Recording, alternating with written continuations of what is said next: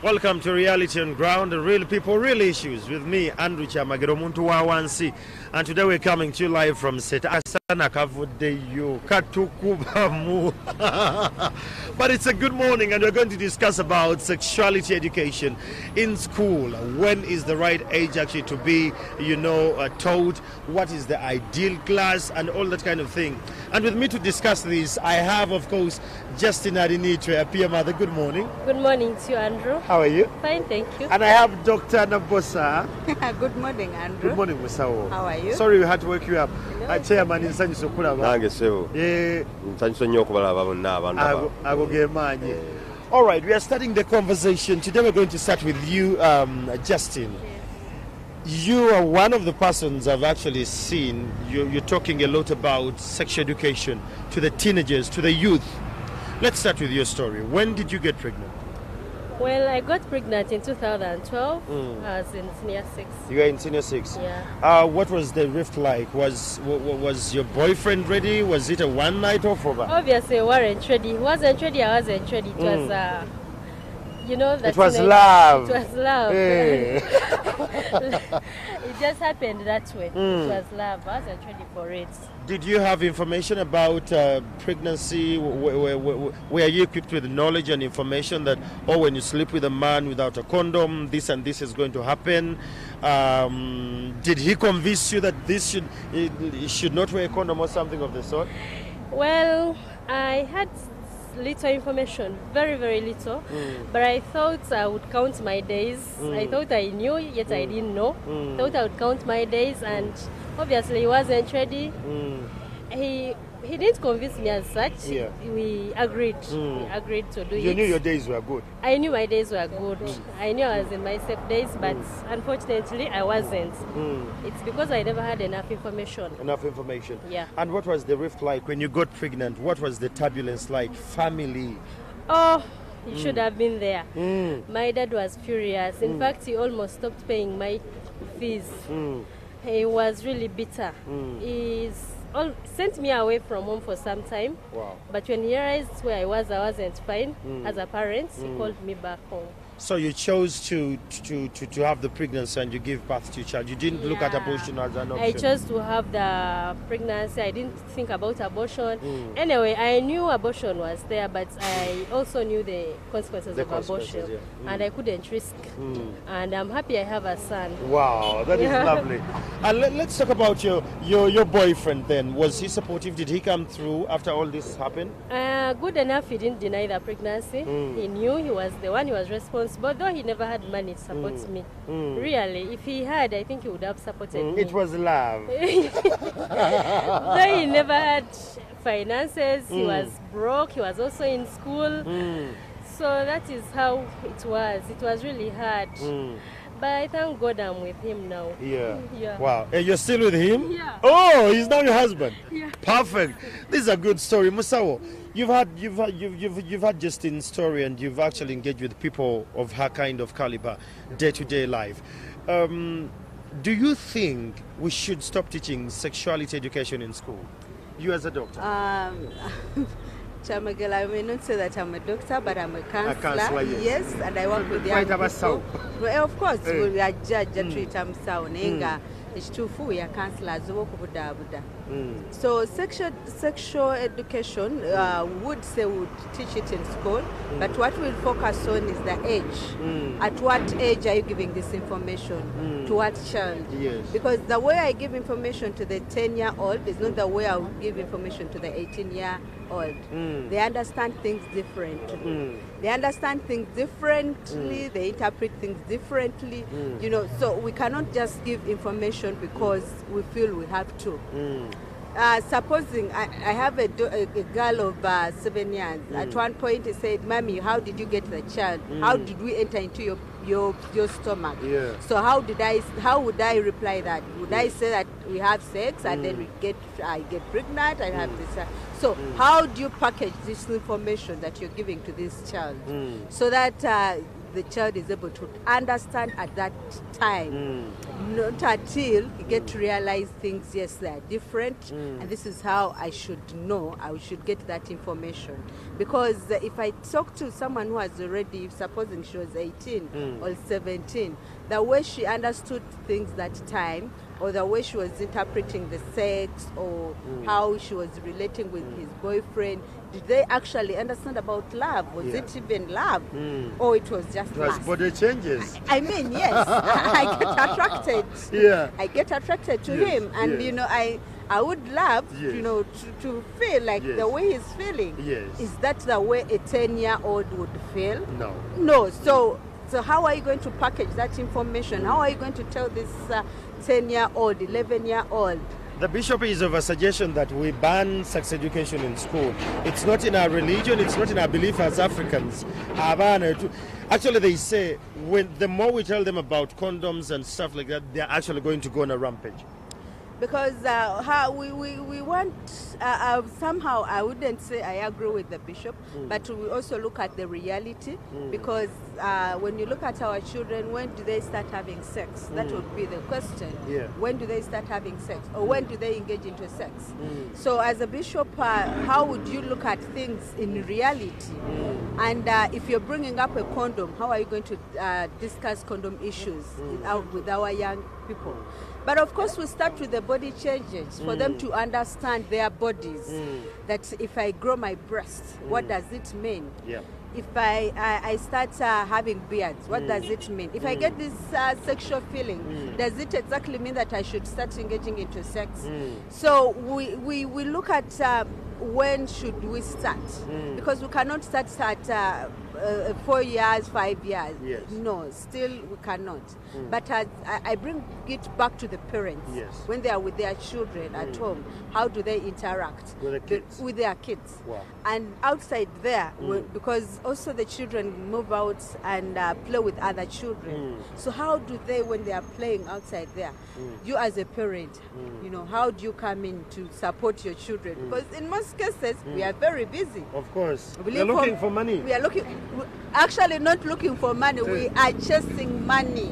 I know, I hear the word. Well, there you have it, Sentebe. Omulamu oguwulidde ebintu bino abaana tubibasomese, emboozi eno tugibasomese nga bakyali ye baba bakyali tutuulira emyaka emeka.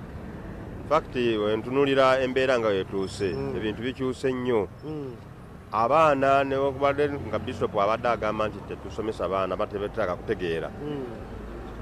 Bo beevumbulira embeera ebintu byebitambula, amasimu bagalina, TV, intaneti na biki. Gwadi gwogenda okulaba naye nze ndowooza nti ekiseera kituuse tuveeyo.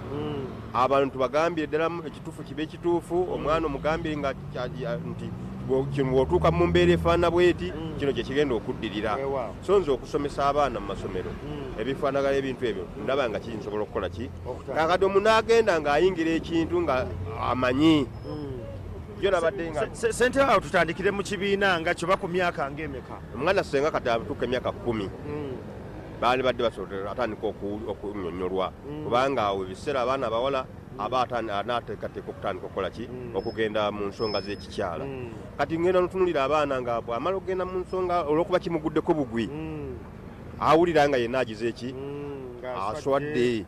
Naye singa baba nga yategeezebwa nti kati wootuuse ojja kutuuka ku ssaawa bweti, ojja kulaba nga kino kijja, kati awulira ne banne ababa bamulabye tebakitwala nga kikulu nnyo nti oba kive. So nze ndowooza nti ki agenda ku omwana ow'obulenzi kyeyamaani awo tulina ensangi nnyingi ono ye yali lake nti owe yakkiriza nti ogwo musango gwange era n'abira nena kati bali bonna. Naye tulina embeera y'omwana ow'obulenzi ku kyalo emisango gino ogiwira bagikuleetera kyeya. Oli n'agamba omwana wange takisobola, tekisoboka kubaawo. Omwana ow'obulenzi ye tumutegese tutya era tutandike ku myaka ng'emeka? Omwana ow'obulenzi abasajja balina ebintu bingi ebigenda bibakyukako bw'atandika eddoboozi netandika okugira ki kwetuyita okookolima atandika okufuna embeera awulira nga buli ki awaganyala bw'ameramerako nalaba nga obulevu bugize eki atandika okwagala okutegeeza nti kati nange njagala okufaana nga taata kiba kimu awalizibwa mangu nnyo okulaba nti ayagala nnyo agire ki akole ku bintu byaki nobalaba nti abaana abalenzi abavubuka bakaka nnyo obwana obuto obwo naye singa abanga ategeezeddwa nti tubeera bwoti otandise okufuuka ki omusajja weegendeeze kino kisobola okukola ki okutuukako tozanyira ku baana b'abantu nga tonabakola ki kwetegeka bulungi kyandibadde kiyamba abaana okulaba nga tebasobola kukola ki kuyingira bintu ebyo nga kubanga abagize eki obwongo obumugulidde. Well, we're still having a conversation. Chairman Luwali Wakulira here, Alex, is making a clear point. He says the boy child needs to be equally equipped with information, knowledge, and this will actually keep up this kind of vice. Early pregnancies, teenager pregnancies will be actually kicked off at the end of the day. Alinito, now you as someone who was in the direct line with all this, what was the level of stigma you faced from the community and society? It was very high. Everyone looked at me as, what can I say, someone who has misbehaved. It was really hard for me. My mother, it was tough for her as well. And she was like, the other women would laugh at her. Wow, sorry. Yeah, even myself, my colleagues would also laugh at me. They would be like, yeah, Justine, how could you mess up like that? How could you? So I felt bad. I felt out of place. In fact, one of my colleagues suggested an abortion, but no, I couldn't. But what kept you going? What kept you going in all this? What kept me going was the fact I feared to have an abortion, and also my boyfriend comforted me somehow. He comforted me. He told me to keep the pregnancy and maybe things would be better. Wow. Musawo okiwulidde ono agambye boyfriend yaliwo, but the stigmatization through the community n'abantu abalala was really high. How best would you suggest parents handle this when it comes to their homes? Actually, I was going to just give you an example of I had sessions with the 14, the 13 years old that actually get pregnant. 13 years? Yes, the 14. And I used to ask them what really prompted you that you had to get into sex. And most of them said, you know, we wanted to try out things because they are boys, actually the fellow boys were of almost the same age, 14, 16 or 17. So they wanted to try out, if we do this, what comes out? And they didn't know anything, that if I get into sex, maybe I'll get pregnant. And there was nothing to use the condom because, you know, it is our first time to have sex. And, you know, how does it feel? Don't you think it comes from the parents being tough, telling them, Rendi kusanga negundi, but they're not telling you what is actually going to happen? I was telling you that out there, when they go to play, you don't know what they are playing. Yes, I don't know. Yes, exactly. So as they are playing, they're also teaching themselves so many things. This is how things can be done. So they keep learning new things. So when they come actually back to you to ask, no parent would actually ask, yes. How did it happen? Yeah. You know, you kind of brush it off and you move on. But I was going back to the parents still. Do we give time to our children and try to answer their questions? Because they have questions. Do we answer their questions? And they are able to get answers. Or they are getting answers from the boda guys who are picking them. I had recently one, the boda guy who is taking her to school. The parents make her boat to Kachiri. The Kachiri, from the stage to the school, the boda guy takes the girl. So on the way, this is when they meet. Wow. Yeah, so where is our part as parents? How did we also, you know, teach? But even when you go back to the community, the church, the leaders themselves, how are they handling issues to do with this? Are they the ones that are coming in to support, you know, Chairman, chicha achibuuzizzamu abakulembeze mbu muyinza okuba musinza okuteekamu kwegamba omuliro mu kintu kino nti omwana woono waafuna obuzibu ng'obwo nga mutabani wamutadde mu mbeera ng'eyo ogamba abeewase. Kituufu kyo kiri nti abaana bano olw'okuba nti bagenda ne bayingirira ensonga nga oluusi babanga abaagala okugezaako bintu byagezesa kwesiŋŋana nga musawo wagambye agenda okwesiŋŋana nga mutabuseeko so nze naalibadde nkubiza ng'abazadde nti tutunuulire mbeera ki abaana bagize ki kati ng'omulimu gwaffe omukulu gugira ki kunnyonnyola baana bano n'okubalaga nti kubanga kati n'okuseera ddala omwana omuwala aba ayingidde ekintu ateereddwamu tuyita lyamugema ettu awulira nga yenna yongobera agira ki ate nga omuzadde osigala nga omulaga obukambwe obungi oluusi kiyinza n'okumuviirako okwekola chairman emisango nga gino bwe gijjeewuwo mu ofiisi awo kati we twabadde ogikwata otya kangeza oli aleese omwana we bamuwadde olubuto omwana muto tanneetuuka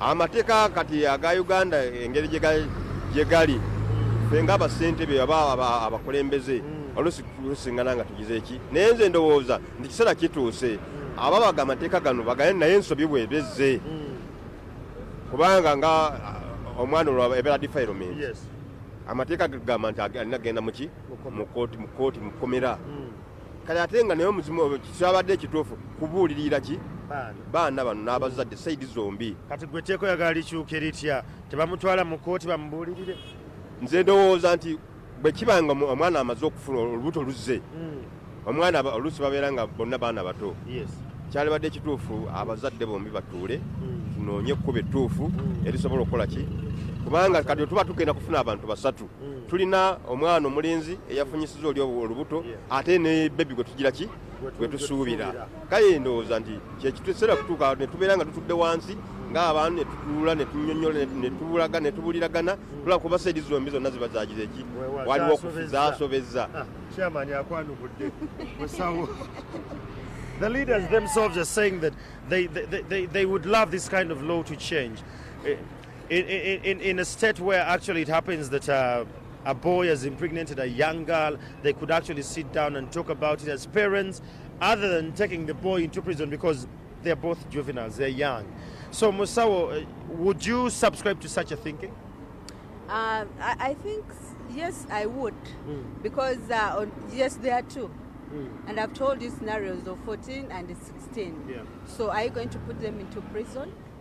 And the first place, they didn't have information on this. They are all trying out things. Yeah. Yes. So how would you handle? How would you bring the two on board? And how would the community or the parents, the leaders, discuss such issues? To minimize the stigma, to understand that things can happen, things can change. It can happen to my child. It may also happen to your child. Absolutely. So how would you handle such a case? So I think I would also agree to that. The two parties to come together and discuss the way forward. Well, there you have it. Last week, we had a symposium of members of parliament trying to engage into the sexual reproductive health and rights. Now, you as a young lady, a peer mother, trying to change the lives of a young girl who is out there, who got pregnant and she's watching NTV this early morning, could you enlighten them about their rights, their reproductive rights? I enlighten the young girls? Yes. Okay, as a young girl, you have a right to know about your reproduction, like the reproductive health, sexual information. Yeah. You have a right to make decisions of your own. Yes, you shouldn't be forced into sex. And then you also have a right to... Did I talk about health? Yeah, you can. Yeah, you have a right to health. Yeah, you also have a right to make decisions. You don't All those are their rights, but what are their duties as well? What are their responsibilities? As young girls, it is their responsibilities to protect themselves from early pregnancies and unwanted pregnancies. How best can they do that?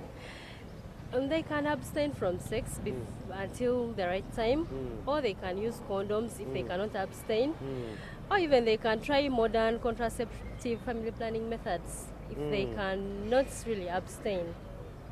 Yeah. I hear you. Well, there you have it. She makes it much more clear. Their rights, but their responsibilities. Chairman mumbeere eno njagala twogere ku mwana ow'obulenzi ono agambye omwana obuwala kugamba afube nnyo okulaba nti tafuna lubuto lwateyagalidde mu bbanga etanatuuka. Ow'obulenzi olowooza yandikoze atya?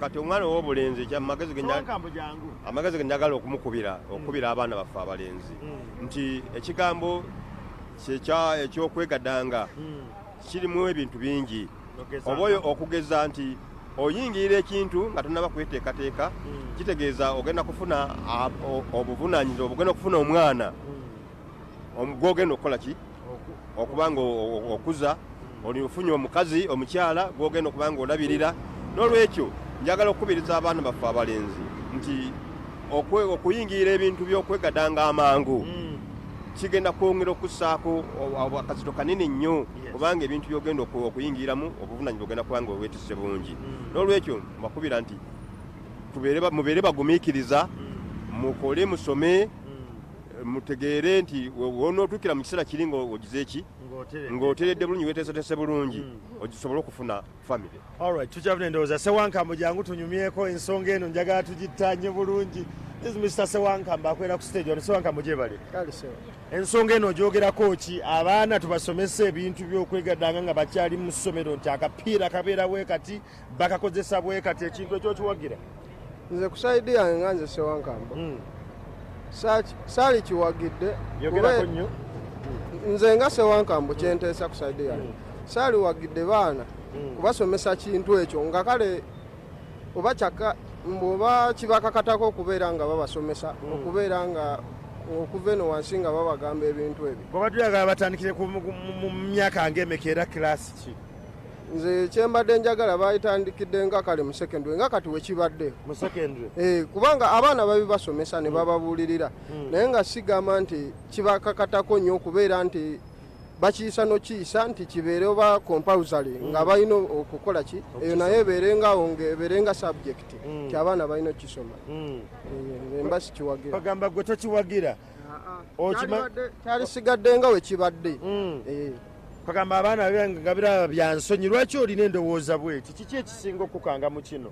Ekisinga okunkanga mu ekyo awo ensi yaffe eba egenda tandika okukola kyokwonooneka olwaki nti kati luli omwana babadde babeereyo kale boyfriend ne girlfriend naye nga omwana kizibu okujja n'agamba muzadde we nti maama ninayo boyfriend oba nina girlfriend. Awano boogera nti alina boyfriend anti kati awo bajja kuba olwedde nga bakimanyi maama akimanyi omwana bakimusomesa muki mu ssomero tekijja kumuzibuwalira kukyaza oba boyfriend waawe waka agambe maama we nti ono boyfriend waawe kati onookimugugira otya nga bakola ki nga bakimusomesezza kubanga era ojja mugamba ndi ojja funa olubuto oba nga otonamaliza ki misomo akugamba tukozesa ki bupiira babitusomesa.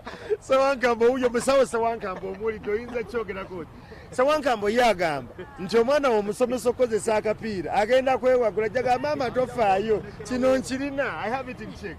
Andrew Sewankamba kyayogedde of course ndowooza ye nga ye nga bwe yandikirowoozezza oba oli awo n'okusinziira ku kikyalaba naye ffe tutera okugamba nti nno information is a right. Okumanyisibwa kyandibadde kirungi nnyo era wenkuviiridde eri wansi nti abaana baffe babeera n'ebibuuzo naye tebalina gwe bakola ki naye bwe tuba nga tubamanyisa tetubumanyisizza nti kondomu bagikozesa bwe tuti bwe tuti singa onoolowooza okwegatta waliwo kino era osobola okukikozesa bw'oba wandiyagadde okujja n'oyongera okumanyisibwa jangu nga bwe tukola ku family planning kubanga ffe ku facility tetujja kugamba nti tetusobola kugaana kukozesa singa wandiyagadde jangu kitegeeza nti bw'onojja tujja kwongera okuba nga tukutegeeza era n'okumanyisibwa era n'okubuuza lwaki nti wandiyagadde okukozesa akapiira kano n'akubuulira ensonga ze kyekiri kye nazzemu nti ebibuuzo bye babeera nabyo nga tebalina ansaazi beenoonyeza ansa zaabwe kyova osanga nti bagenda kwegatta kubanga ye talina amuddamu nti nno bwe naagenda okwegatta kino kye kigenda okunviiramu. Basi tulina future taata ali wano eno ssebo amanya n'eddoboozi. Amanya n'eddoboozi Kavuma Daniel taata Gloria Origino. Taata Gloria.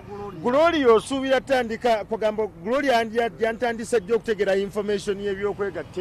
Information y'okwegatta sigisuubira sigiwagira nnyo mu baana basomero olw'ensonga zino. Kyandibadde kirungi nnyo omwana waweza emyaka 18 abasomesa ku ssomero bagenda nga babalondamu nti ono omwana atuuse geeji eriwa eyo kubanga ate omwana emyaka 18 kati omwana oyo emyaka 18 aba asobola okwesalirawo naye gino emyaka emito tusaaba bateeka mu kintu ekiriwa olw'ensonga emu osobola omulemesa okusoma n'alabanga kiri ekiki n'enseno kiri ekirungi olw'enseno weetuuse kubanga bakemebwa abaana bagenda ku masomero. Mwami Kavuma tekyandibadde kirungi Gloria n'abeera ng'ategedde nti omubiri gwe gutandise okukyuka bukya bw'ayinza okwekuuma n'okwetangira ebyandi mu kisobyeko. Ekintu ekyo era kyennyendako kyovula abana omwana waakula oba omulenzi oba omuwala ne maama alaba omwana nti ono omwana atuuse okukemebwa n'atandika omubuulirira nti omuntu yenna akulimba ekintu ekyo nanwekiri kati ye ekintu ekyo ye kwatandika omubuulirira nga wadde mu ssomero akifuna newakana nekivudde ku muzadde omwana oyo ategeera nti ekintu ekyo kyeŋŋendamu kikyamu ekyo n'okimugamba nti oba ofunye ng'okuze nti owezza emyaka 18 n'ofuna okukemebwa akapiira keetaagisibwa naye nga mu ssomero wano kyolaba batutirawo emisomo gy'abasenga bakojja naye basenga ne bakojja mukyakola muli bize nanti kati olw'ensonga nti bakojja ne basenga tukyakola olw'ensonga zino nti omwana nawe omuzadde osobola kutta biseera ogende mu musomo nawe ojja kugamba nti oli ki oli bizi oli waka kati kyandibadde kirungi omwana n'okimulaga naye nga kyensinga 18 ekibiina tutunulira ekibiina kiwatandika okutegeerera ng'amaze senior 6 abange.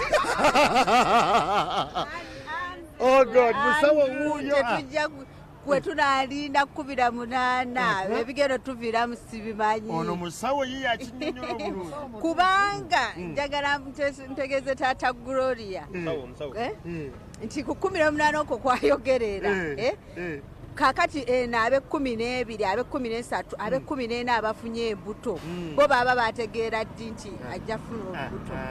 N'ekirala taata Gloria kyenjagala omutegeeza nti obadde otubuuza ku kyabasajja abo abalenzi bafuwadde information nti ate abatunuulira abaana baffe abe 11 babeera bwe ŋŋamba wa bodaboda myaka 23 atunuulidde owa 13 kati bonna alinda ku 18. Gloria tazadde babiri awo Gloria anaamuteekawa okyogerako kyekyo kikuddide ekya Gloria ekyo tumulinda atuke 18 ddala siwala nja kulwana nnyo okulaba nga buli wamu onoobeerawo waabeera ng'olwana. Katonda ajja kunnyamba omanyi okkiriza mu Katonda ono anaawakola ki. Taata Gloria nze ndowooza wandikkiriza information eno Gloria n'agifuna nga tannatuuka na myaka 15 kasita atandika okwekoona akagere nga maama we amunnyonnyola ngera agenda ne mubasawo ne bamunnyonnyola. Musawo obuzibu obukirimu ekyo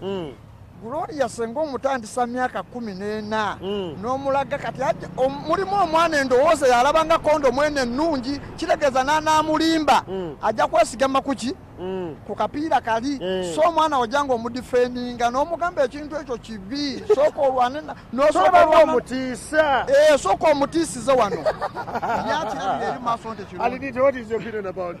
Omwana ajjakoma okutya ajjakoma n'okwagala okumanya lwaki taata ntiisa kino ekintu okitegeera nze ngamba kyama ki ekirimu ekyo taata kyaŋŋaana naye bw'oba okimugambye ng'akyali muto n'ava buto ng'akimanye kiba kimuyambako kuba nti kiringa nga bw'onoosumulula embuzi ku muguwa bw'eba ebadde ku muguwa n'ogisumulula yeetala naye bw'obanga ekintu kino omwana kimuteekamu ku myaka emitoototo akula akimanyi era n'emulimbe bwa biba bitono kuba aba alina information.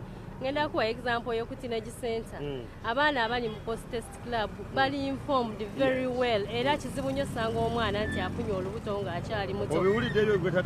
Abaana baffe abali mu kibiina kyaffe ekyaba peer mother kubanga ffe tulina ekibiina ekitugatta nga bamama abatawo ku teenage center abaana abo abasinga bafuna embuto nga tebalina information yonna era balina abaana Well, there you have it. The conversation was much more radical. Tata Gloria Mulide agambye omwana mutiise. Ekintu kye tusuubira nga bakinyonnyodde, it's better the information actually gets to them when they're still early, that you can actually engage the conversation. The doctor made it much more clear. Parents, we need to play a vital role. Before we take it to school, before we engage the teachers, before we engage and blame the government, what is your role? There are many answered questions from our children. We need to pay attention. When they have gone for playing, ask them who are they playing with, how do they play.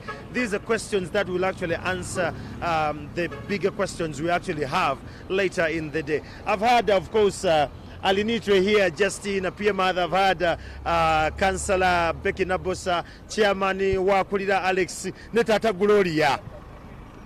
And that takes us for break, and we'll be back. It's still Morning at 10 TV.